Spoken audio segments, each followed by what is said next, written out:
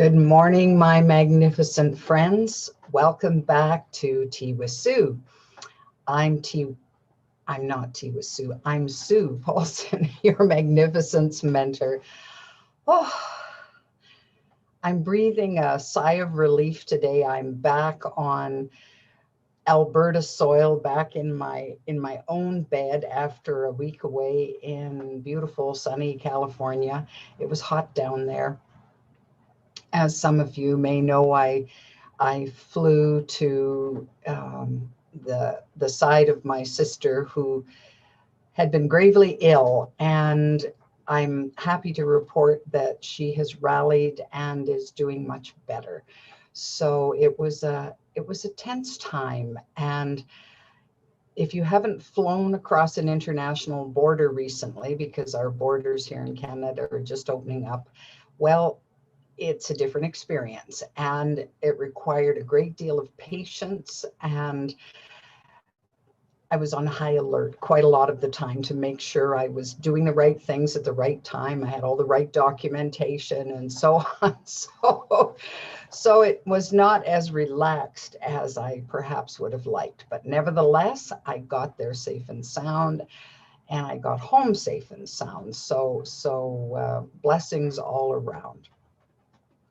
While I was down in California and spent a great deal of time with my young sister, I recognized and began to understand more about this whole process of life that we're involved in. And the topic of resilience just came back full force to me, because here is a young woman who has been in this struggle with a very virulent and rare form of cancer for over 4 years now. And she's still in there swinging. She's still standing. And I'm in awe, because she's been at death's door more than once and didn't go. And I'm going, well, what is it that keeps her hanging on? What is it that keeps her doing what she can to move forward despite tremendous adversity and a body that is not cooperating very well at this point in time? So it really spoke to the power of the human spirit for me, and how over our lifetime, from the day we're born, we start this process of getting accustomed to whatever body that is our house, and getting used to being here on planet Earth, because it's a very different experience from being in spirit form. And so I got mulling over, well, what is it about resilience? So resilience is that ability to recover quickly in the face of some kind of adversity. It could be physical, it could be emotional, it could be mental, it could be a situational kind of thing, whatever's going on in our lives or our world. So it's that ability to come back, and resilience is known for its quicker ability to come back, to recover. So I guess I look at it from 3 different perspectives. We have physical resilience, we have mental resilience, and we have emotional resilience.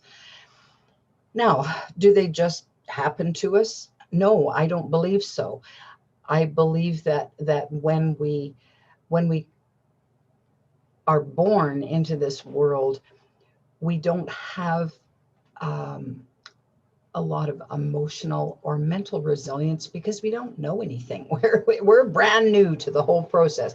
We obviously must have some physical resilience, because a birthing is not an easy process for a body, and so being born is tough. And yet bodies do amazingly well because that's the way they're built and that's the way they're wired. And even if they don't have the best or the easiest start in life, many of them just bounce back. They find a way to get through.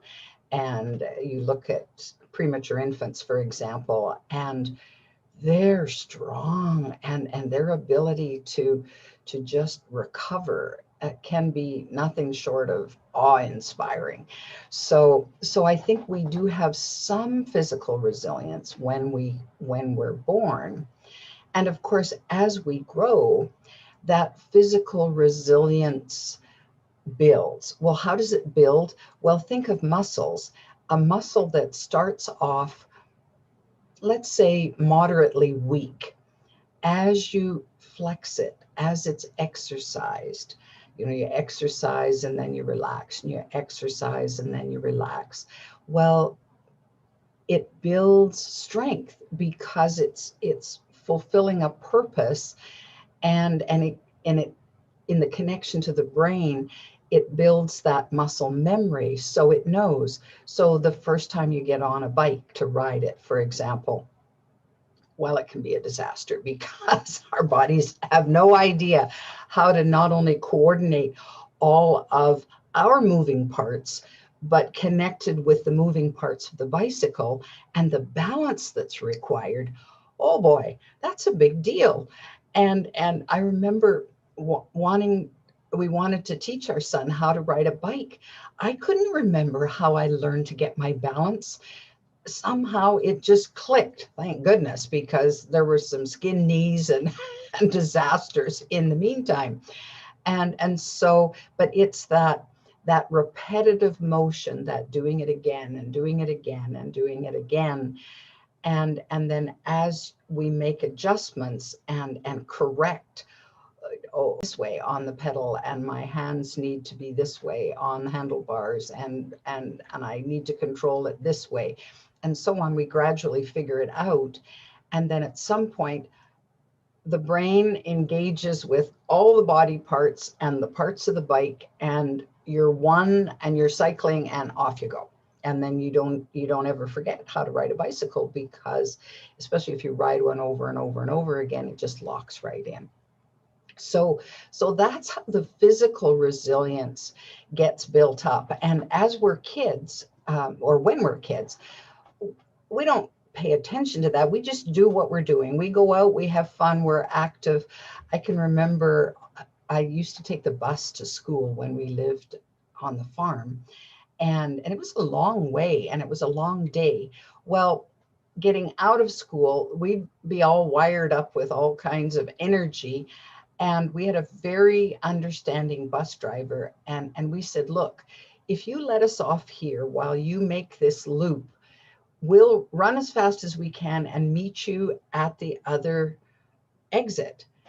And he was fine. He was all for that. He was fine with that because it got noisy kids off his bus for a few minutes. And he says, okay, but I won't wait for you. You have to be there. So then we just pelt down the road as fast as we could to make sure that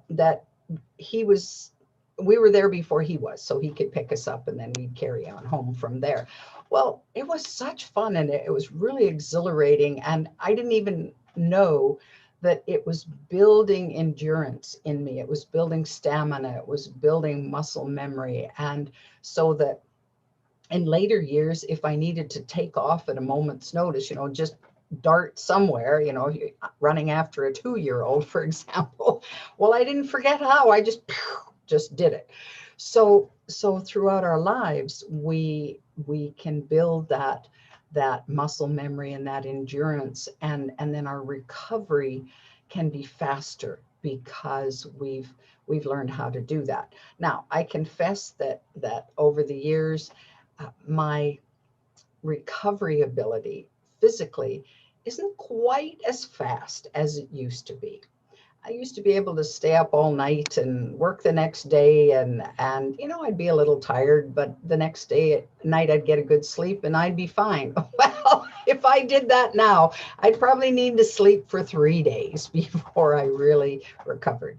So having said that, that's okay, because I don't go at that pace anymore, really. And so I do what works for me. And I've come to understand and accept that I just need to give myself a little more recovery time than I might have previously. So I build that in rather than stressing about, oh, I just don't recover as fast. And no, I know that. I've accepted that and say, oh, okay, well, I need a little more recovery time than I used to. So I give myself that gift. And that's part of the the resilience thing, is honoring your body, honoring what it's telling you, so that you give it the best opportunity to do what it needs to do to maintain that level of resilience.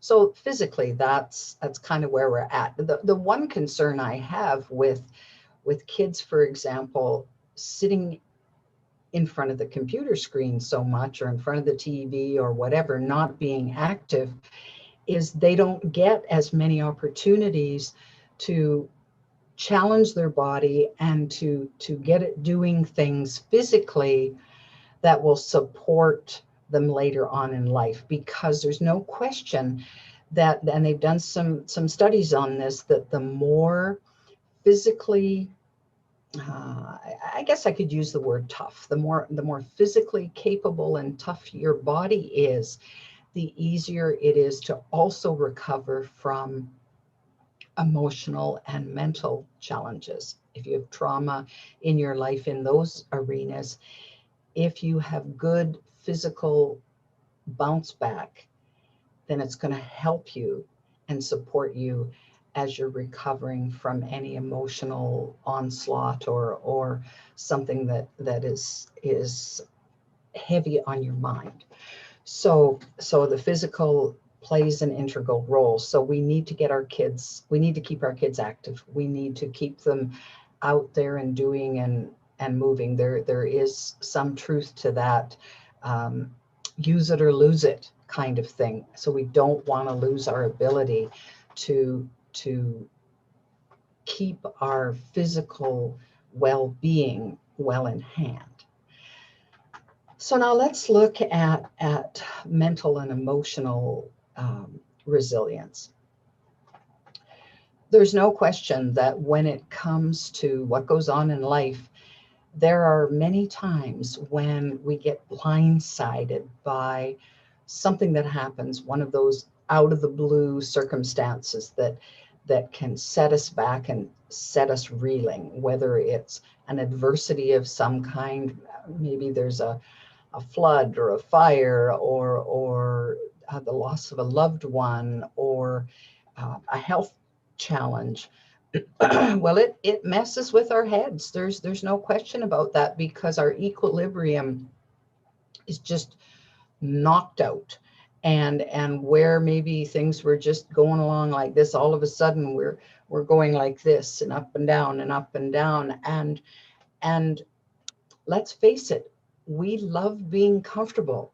So when we get knocked out of our comfort zone by something new, and it doesn't have to be a quotes bad new, it could be something extremely good, like a huge success that you weren't expecting. You know, maybe you work toward it and work toward it and to work toward it, and then as if it were a bolt out of the blue, things just happened overnight.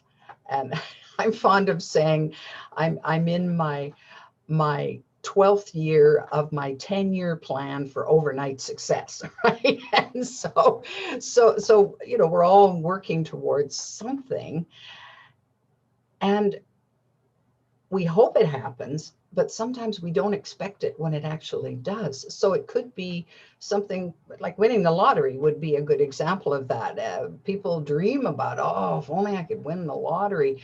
And then when they do, they're going, oh, wow, that's just knocked me way out of my comfort zone, because I don't know what to do with this bank balance. For one thing, it's all in the black, it's not in the red. Now what am I going to do? So we get, the old saying that I heard from out of the past, people can take good news and they can take bad news, but they can't take surprises. So when we get surprised or shocked, either one, then it takes us some time to come back to a state of they call it homeostasis, where you're not totally stressed out by the whole thing. So, and situations in life can cause us and trigger a great deal of stress inside us.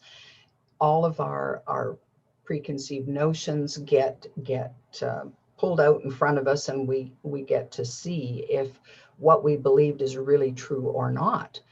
And I can remember getting fired from a job at a very young age. Oh, that just hurt so bad. And of course, my pride was seriously injured. And of course, I was not only I felt very ashamed, because, oh, that's a blot on your record, and so on. And of course, I was angry because I didn't like the job anyway, and I was planning to quit, and they fired me before I could quit. So that really bugged me. So it took me a while. I think I cried all weekend and sobbed my heart out to various friends. Oh, it was so unfair, and I took it hard. Well, eventually I began to, when I got my perspective back and I looked at it through a different lens, I realized that probably at that point in time was the best thing that ever happened to me, because it forced me out of a comfort zone that was more like an anchor. I wasn't living the life that I really wanted. I wasn't going in the direction that was going to serve me the most. And so all of a sudden, I have a whole new deal in front of me with choices that I hadn't understood that I had. So from there, and just being able to switch from the perspective of, oh, woe is me, and I'm a terrible victim, and all of that kind of thing, to rethink and say, well, is that really true? Is it that bad? Well, it felt bad, but was there light at the end of this dark tunnel? And sure enough, there was, and a light that I hadn't anticipated. So that set me on a different career path, a different focus that I hadn't previously dreamt of, but turned out to serve me very, very well. So I have to say, when it comes to mental resilience and being able to switch from a perspective that isn't serving very well into a better serving one, it does help to have a Pollyanna mindset, where you look for the silver lining in every cloud. And so I'm grateful that I have that, because it has helped me build my own mental toughness, so that in the moment things can seem pretty bad, but then I usually quite quickly switch to, well, is this the worst that there is? Because if this is the worst, this isn't that bad. And I can always find other things that are far worse than that. And so then it doesn't assume the level of importance that it maybe did initially. So when it comes to building our mental resilience, it's good to look at what our perspective is and really question, well, is that the only perspective? Is it the worst thing on earth? Or would I hate something else even more than that? Well, at least that didn't happen to me. Well, at least that didn't happen to me. And you don't have to look very far at other people's lives to realize that, well, I'll take my own stuff, thank you very much. Whatever challenges and adversities I'm facing or obstacles, I'd rather have mine than somebody else's, because I'm not sure I could live with that, or that would be really hard, and so on. So we switch that perspective, and then that helps us in this journey to build that. Now, the emotional part of resilience can be, I guess I could say, I would say harder. I know it has been for me, partly because when I was growing up, I grew up in an era when feelings weren't talked about. You just sucked it up and soldiered on. If you were feeling badly about something, then you can't be around anybody because nobody wants to hear that. And so it made too many people too uncomfortable if you were miserable and sad. So you can just go away and be miserable and sad on your own. And even to be ecstatically happy in my household was not, well, no, don't get so exuberant about that. You know, it's not that great. And so there was this, you know, it's like I was needing to live in this not really really happy, not really really sad, just I call it living in beige. And emotions are way more colorful than beige. So just through the example of people around me, for the most part I learned to just stuff my emotions and stuff my emotions to the point where I never even really knew how to feel. And even went to some counseling sessions at one point where I said, look, I've talked my issues to death.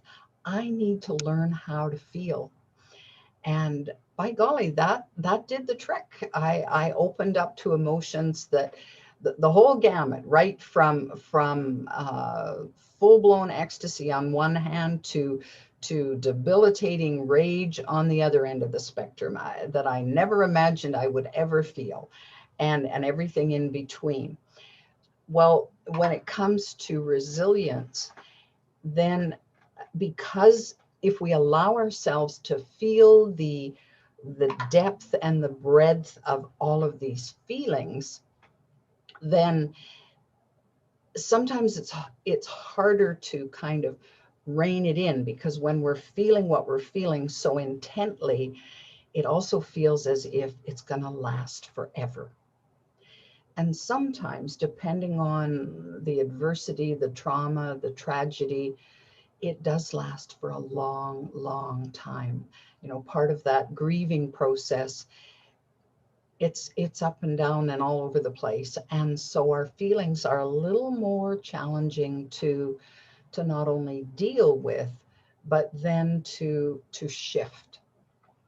So one of the things that I found helped me was being very diligent about feeling whatever I was feeling and then releasing it.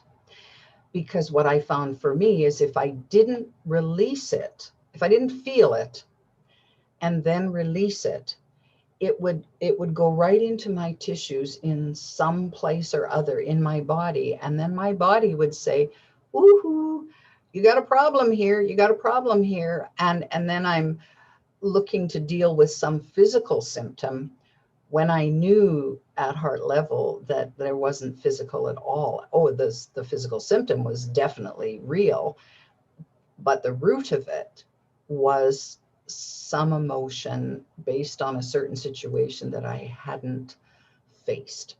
And so the more I do that, the more I not only feel the feelings, but even as important, or maybe even more important, is to release that feeling, to let it go. And sometimes you have to just let it go in little bits and little bits and little bits. Turn your attention to something else. Like, what else would I like to feel right now? That's why if you go, for example, to someone's celebration of life, often there is lots of laughter. Well, why? Because people are in pain, and laughter releases endorphins and helps relieve the pain.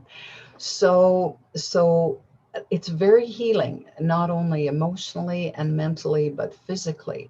So anytime you can, even if you're in a deep state of grief over a horrific sadness that has occurred in your life, the more you can, even little by little, find something to smile about or chuckle about, or even better, have the best belly laugh, to just let go of that buildup. And yes, it can build up again, but then you let go of it again, and that's how we come back. That's how we come back into our own skin.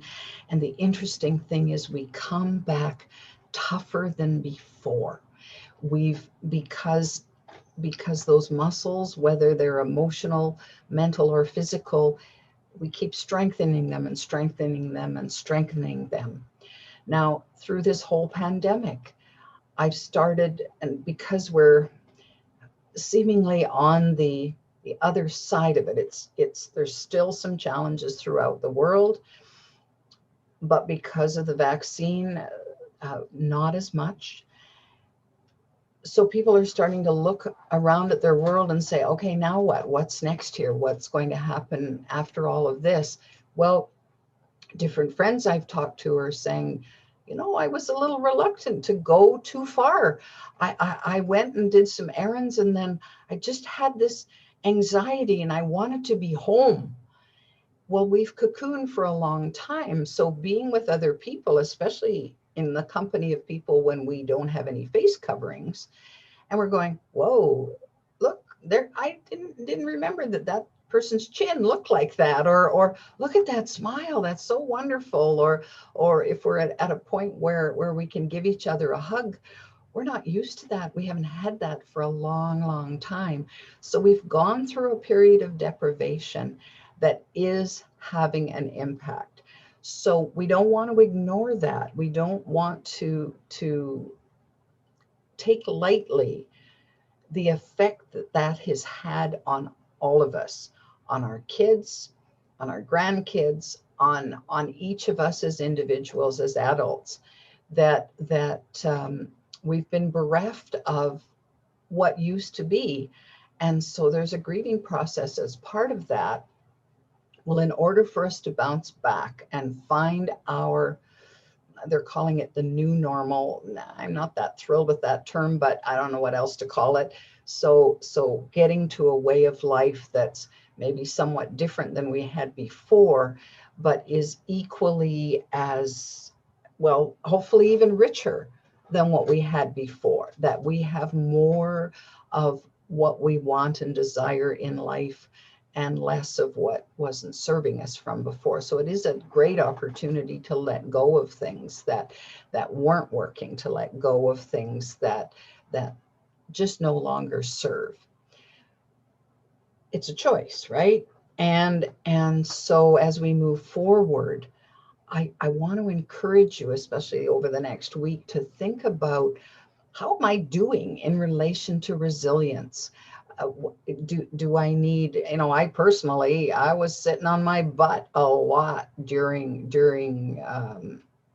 COVID, and it seemed as if I made my exercise was to go from my chair to the fridge and grab something to eat and then go back to it. Well, my body wasn't all that impressed with all of that, and so it showed.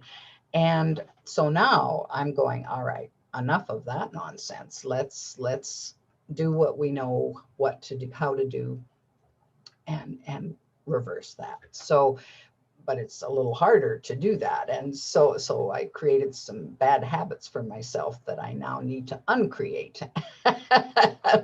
So that's how she rolls, right? And so I have great compassion for everybody, including myself, in this whole scenario.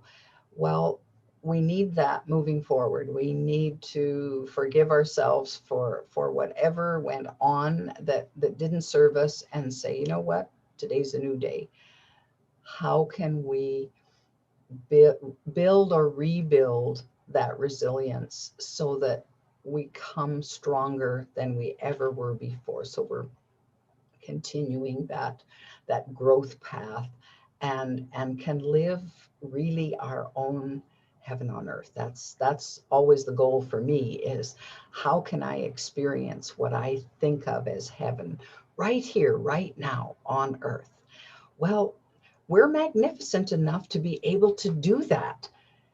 and it's a choice. So that's what I'm choosing. And if you want to choose that, wow, welcome to the club, because I think it's a good club to be part of. So in the meantime, so think about your resilience and how you might exercise or re-exercise those muscles to increase that, so that you just get stronger and stronger and more into your own power, and love yourself for that, because wow, it's worth loving you for that. If you like Tea with Sue, I'm here every Friday live at 10 on the global, this is Mountain Time, on the Global Strong channel. I also copy this recording to my YouTube channel, my Sue Paulson YouTube channel, and you can find me and all these recordings on my app, The Magnificence Mentor. I'd love to connect with you in whatever way serves you most. Please subscribe to the channel, subscribe to, if you send me a like, if you like to make a comment or have a question, I'm happy to answer that. Until next week, my magnificent friends, take the best care of you. Love yourself through everything. You are worth that. You are magnificent.